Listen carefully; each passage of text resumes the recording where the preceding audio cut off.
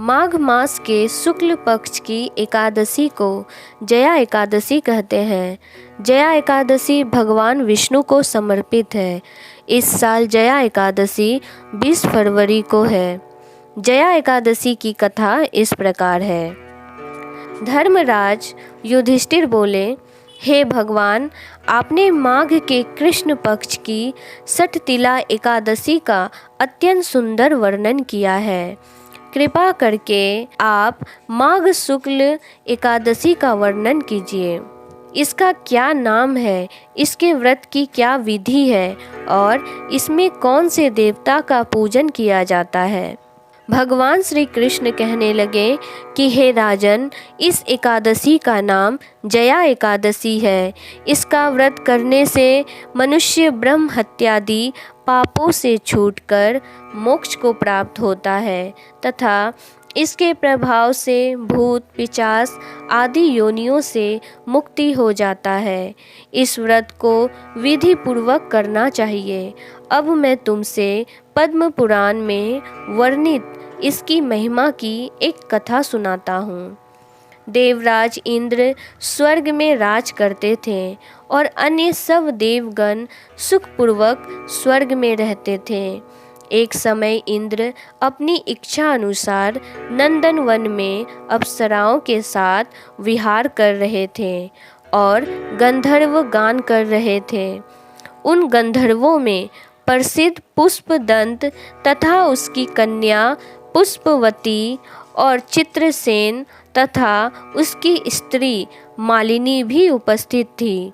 साथ ही मालिनी का पुत्र पुष्पवान और उसका पुत्र माल्यवान भी उपस्थित थे। पुष्पवती गंधर्व कन्या माल्यवान को देखकर उस पर मोहित हो गई और माल्यवान पर काम बाण चलाने लगी। उसने अपने रूप लावण्य और हाव भाव से माल्यवान को वश में कर लिया। हे राजन, वह पुष्पवती अत्यंत सुंदर थी। अब वे इंद्र को प्रसन्न करने के लिए गान करने लगे, परंतु अप्सरा मोहित हो जाने के कारण उनका चित्त भ्रमित हो गया था। इनके ठीक प्रकार न गाने तथा स्वर ताल ठीक नहीं होने से इंद्र इनके प्रेम को समझ गया और उन्होंने उसमें अपना अपमान समझकर उनको श्राप दे दिया। इंद्र ने कहा, हे मूर्खों, तुमने मेरी आज्ञा का उल्लंघन किया है, इसलिए तुम्हारा धिक्कार है। अब तुम दोनों स्त्री पुरुष के रूप में मृत्यु लोक में जाकर पिशाच रूप धारण करो और अपने कर्म का फल भोगो। इंद्र का ऐसा श्राप सुनते ही वे अत्यंत दुखी हुए और हिमालय पर्वत पर दुखपूर्वक अपना जीवन व्यतीत करने लगे। उन्हें गंध, रस तथा स्पर्श आदि का कुछ भी ज्ञान नहीं था। वहाँ उनको महान दुख मिल रहे थे। उन्हें एक क्षण के लिए भी निद्रा नहीं आती थी। उस जगह अत्यंत शीत था, इससे उनके रोंगटे खड़े रहते थे और मारे शीत के दांत बजते रहते। एक दिन पिशाच ने अपनी स्त्री से कहा कि पिछले जन्म में हमने ऐसे कौन से पाप किए थे जिससे हमको यह दुखदाई पिशाच योनि प्राप्त हुई। इस पिशाच योनि से तो नरक के दुख सहना ही उत्तम है, अतः हमें अब किसी प्रकार का पाप नहीं करना चाहिए।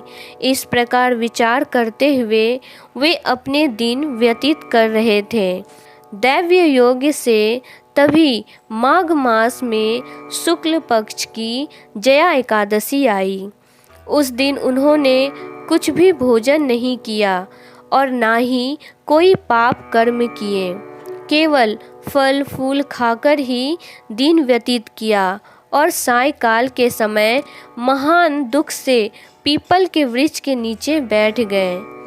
उस समय सूर्य भगवान अस्त हो रहे थे। उस रात को अत्यंत ठंड थी, इस कारण वे दोनों शीत के मारे अति दुखित होकर मृतक के समान आपस में चिपटे हुए पड़े रहे। उस रात्रि को उनको निद्रा भी नहीं आई। हे राजन, जया एकादशी के उपवास और रात्रि के जागरण से दूसरे दिन प्रभात होते ही उनकी 50 योनि छूट गई। अत्यंत सुंदर गंधर्व और अप्सरा की देह धारण कर सुंदर वस्त्र भूषणों से अलंकृत होकर उन्होंने स्वर्गलोक को प्रस्थान किया। उस समय आकाश में देवता उनकी स्तुति करते हुए पुष्प वर्षा करने लगे। स्वर्गलोक में जाकर इन दोनों ने देवराज इंद्र को प्रणाम किया। इंद्र इनको पहले रूप में देखकर अत्यंत आश्चर्यचकित हुआ और पूछने लगा कि तुमने अपनी 50 योनि से किस तरह छुटकारा पाया, सो सब बतलाओ। माल्यवान बोले कि हे देवेंद्र, भगवान विष्णु की कृपा और जया एकादशी के व्रत के प्रभाव से ही हमारी 50 देह छूटी है। तब इंद्र बोले, हे माल्यवान, भगवान की कृपा और एकादशी का व्रत करने से न केवल तुम्हारी 50 योनि छूट गई, वरन हम लोगों के भी वंदनीय हो गए, क्योंकि विष्णु और शिव के भक्त हम लोगों के वंदनीय हैं, अतः आप धन्य हैं। अब आप पुष्पवती के साथ जाकर विहार करो। भगवान श्री कृष्ण कहने लगे, हे युधिष्ठिर, इस जया एकादशी के व्रत से बुरी योनि छूट जाती है। जिस मनुष्य ने इस एकादशी का व्रत किया है, उसने मानो सब यज्ञ, जप, दान आदि कर लिया। जो मनुष्य जया एकादशी का व्रत करते हैं, वे अवश्य ही 1000 वर्षों तक स्वर्ग में वास करते हैं। जय श्री कृष्ण। राधे राधे।